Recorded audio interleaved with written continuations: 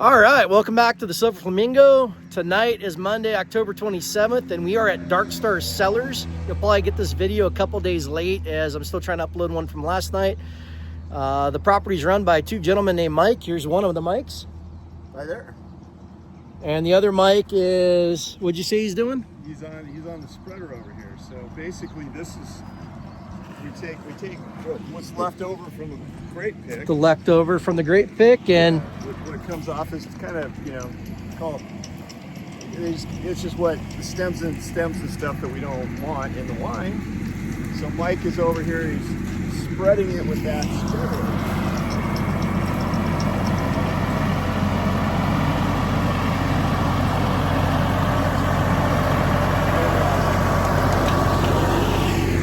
over here.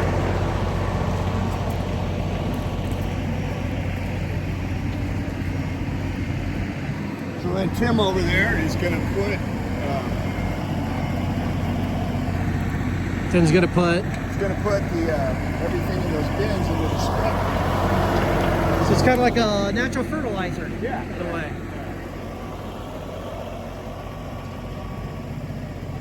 That is neat. See it off come off the back there. We'll dump this in.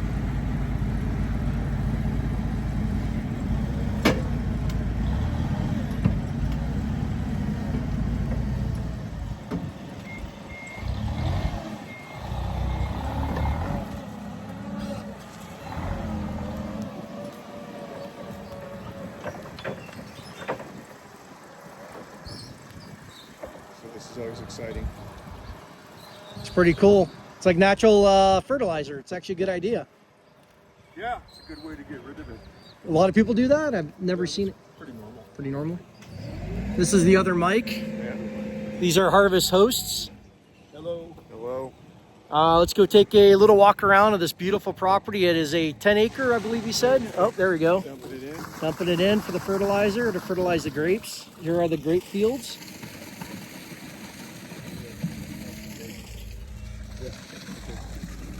And then it looks like you have a stage here.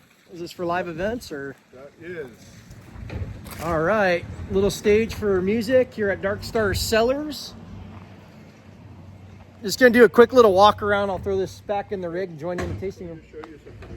Oh yeah, let's see it. What do you have? So you can see that kind of hay-covered road right there. Yep. So you can go like up there. Those trees, you turn right and the road goes all the way up to the top, and there's really good views. Those are our vineyards up on top. All right. Grenache and Syrah. So all the way up to the top is your vineyard. Yeah, so you can go up there if you want it. I'm going to do that. I'm going to show you your tasting room, and then I'm going to walk up there and walk down, then I'll join you in your tasting room. Okay, sounds good. All right, so here's their... Do a what? Overs. What are those? So fermentation gives off carbon dioxide. Carbon dioxide makes the skins float up at the top. I don't want the skins up at the top. You want them down in the juice because that's where all the flavor and color is coming from. And also, if those skins were just sitting up on top, they could get moldy and nasty, and you don't really want that. So what we do is use a pump and suck wine off of the bottom and put it back over the top with kind of like a fire hose arrangement. How's it going? Going great, thank you. Hello. I just did this tank, so now we're going to move to another tank and do the other tank.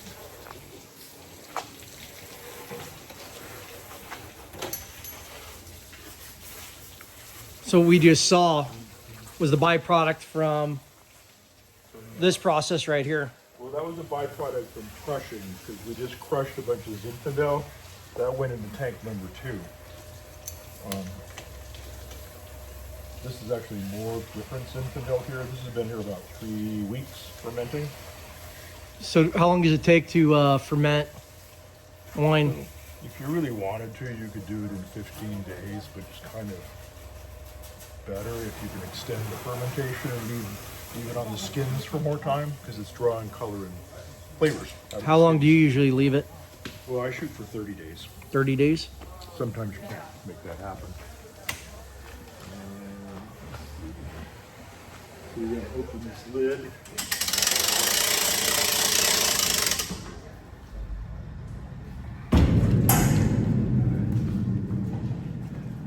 We're gonna go up.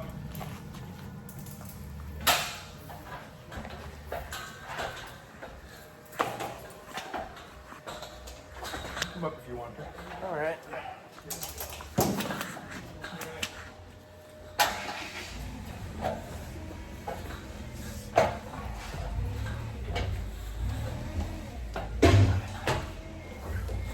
So, like I said, these skins are being floated up to the top by carbon dioxide.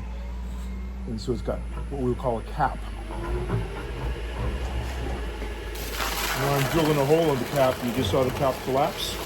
Yep. So I get this hole.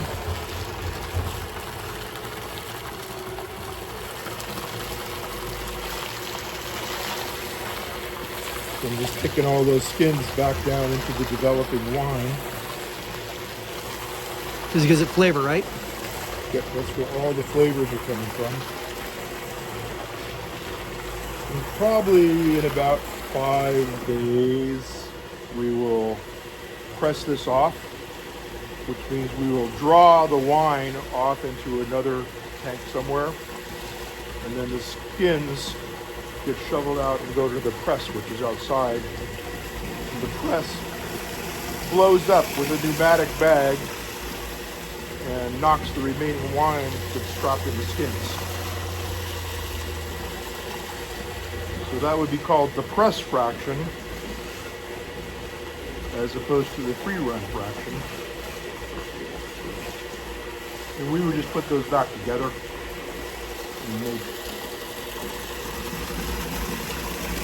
one base wine out of it, which just goes first to the barrel for like 3 years and ages in the barrels.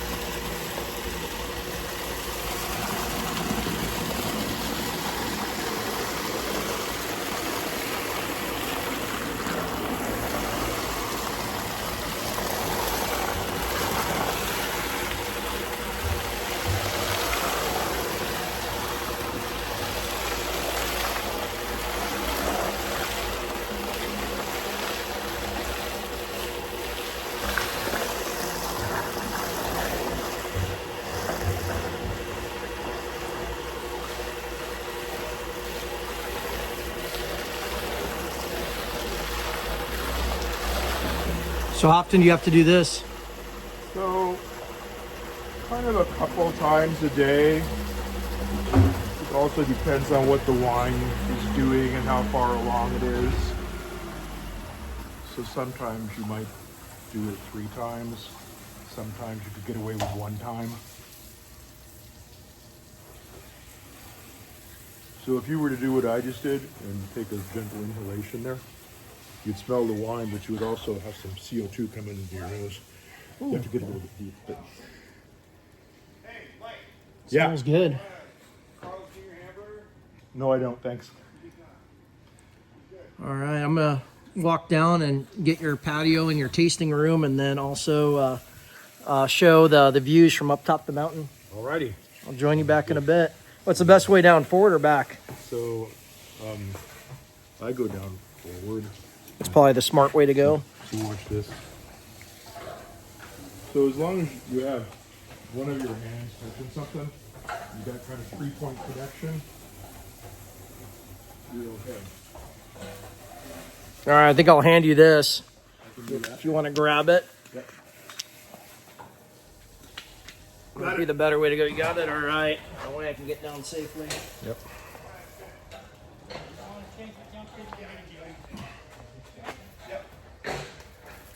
All right. Thank There you. you go, sir. See you in a... You get YouTube quality out of that phone. Yeah. Sure. Yeah, it's getting crazy, the technology that we have. Let me straighten this out.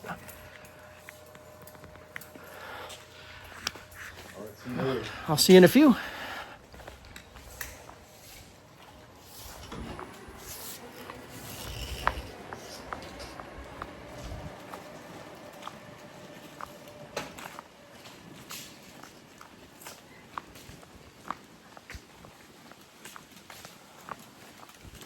So right here is their tasting room.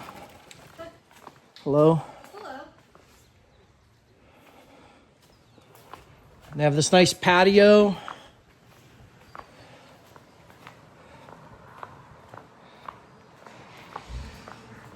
Great Vineyards. We're gonna go walk up the hill. One thing, if you are staying with Harvest Hosts, you might want to see how busy they are, as they have 3 camp spots in the back. But if you have a truck and trailer, it's a little hard to navigate. I wouldn't want to get anything bigger than maybe my 27 International back in there. But they do accommodate 45 plus. You come in through that second gate. I'll show that on the way back. But let's go check out the views.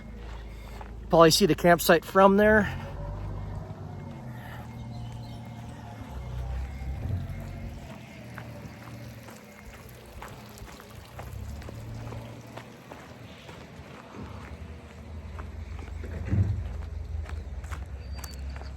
Once again, this is Dark Star Cellars.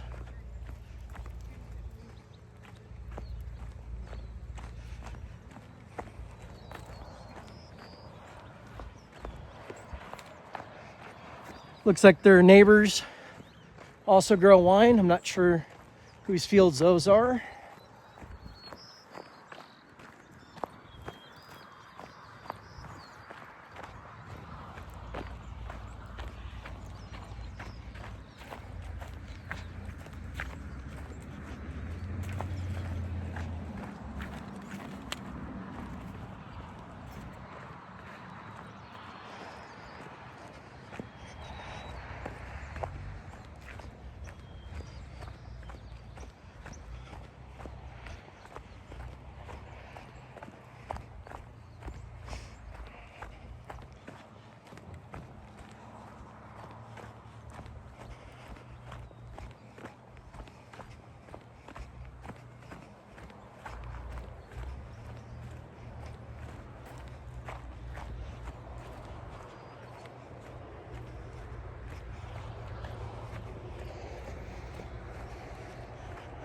All right, there's my campsite right there. You can see the Airstream. It was a little challenging getting in there. I had to do a 3-point turn to get it where I wanted it. So that was a little interesting, but I got it in.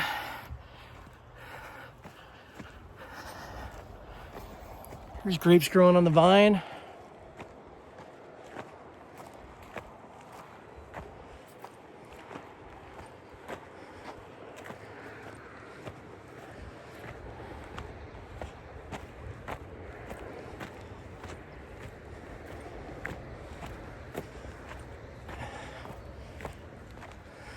Ooh, getting a workout. I am out of shape.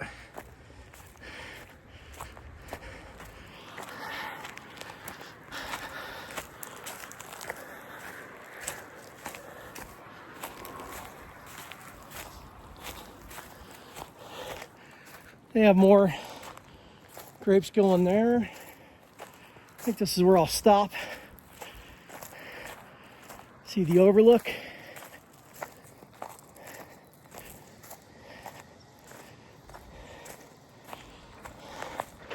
What a beautiful property.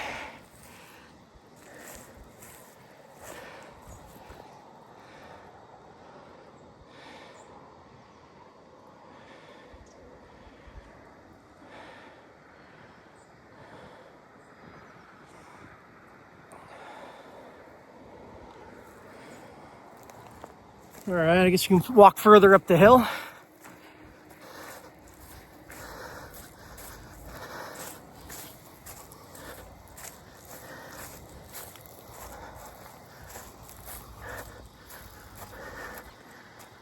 I don't know how far up it goes, so it looks like it's kind of blocked off. So I think this is the spot Mike was talking about.